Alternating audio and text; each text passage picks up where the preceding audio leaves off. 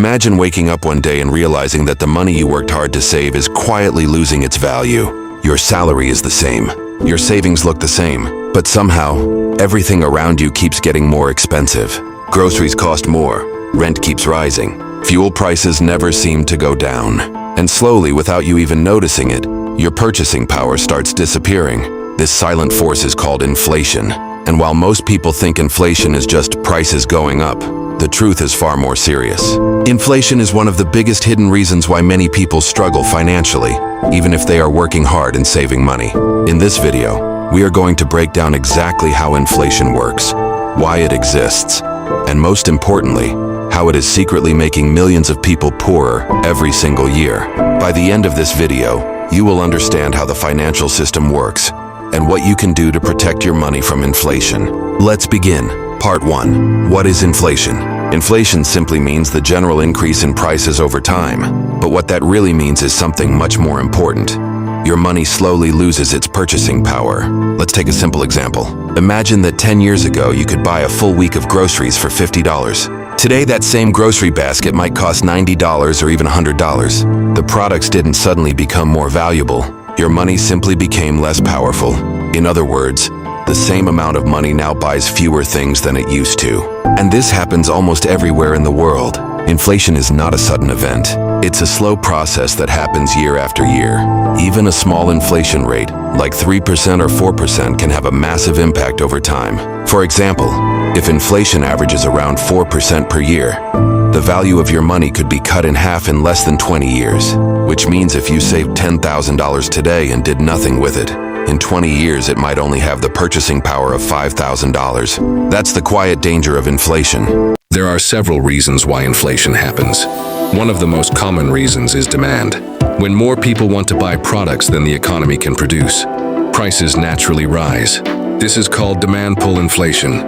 Another cause is production costs. If the cost of raw materials, energy, or labor increases, companies raise prices to maintain their profits. This is known as cost-push inflation. But there is another powerful force behind inflation that many people don't talk about, and that is the expansion of the money supply. When governments and central banks increase the amount of money circulating in the economy, the value of each individual unit of money decreases. Think of it like printing more tickets for the same concert. If suddenly twice as many tickets exist, each ticket becomes less valuable. The same principle applies to money. More money chasing the same amount of goods leads to higher prices, and over time, this gradually erodes the value of savings. Now, this is where things become interesting. Inflation doesn't affect everyone equally. In fact, it quietly transfers wealth from some people to others. People who rely heavily on cash savings are often the biggest losers. Let's say you keep your money in a bank account that gives you 2% interest per year, but inflation is running at 5%. That means your real return is actually negative. Even though your bank balance increases slightly, your purchasing power is shrinking. Another group that suffers the most is people with fixed incomes.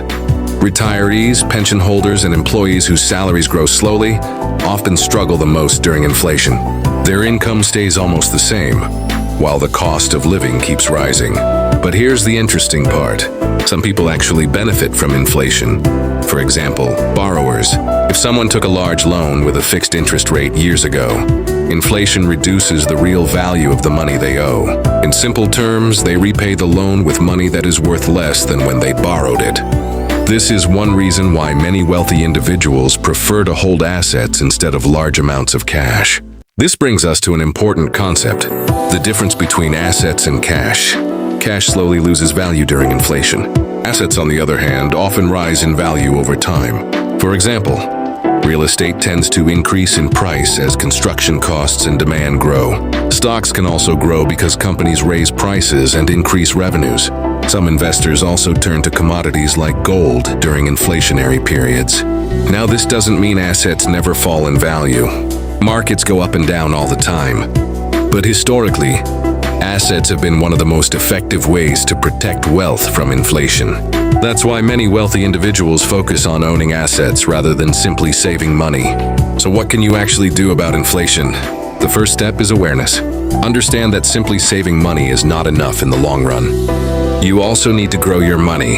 One strategy is investing in diversified assets such as stocks, index funds, or real estate. Another important step is increasing your income over time. Developing valuable skills, starting side businesses, or improving your career opportunities can help your income grow faster than inflation. It's also important to manage debt wisely. High-interest debt can destroy wealth quickly, especially during periods of economic uncertainty. Finally, long-term thinking is essential. Inflation is not a short-term problem. It is a long-term economic reality, and the people who understand this early are usually the ones who build lasting wealth. Inflation may be invisible, but its effects are very real. Every year, it quietly reduces the value of money and reshapes the financial future of millions of people. But once you understand how it works, you can start making smarter financial decisions. Because in the long run, the goal isn't just to earn money. The goal is to protect its value and make sure your money keeps working for you.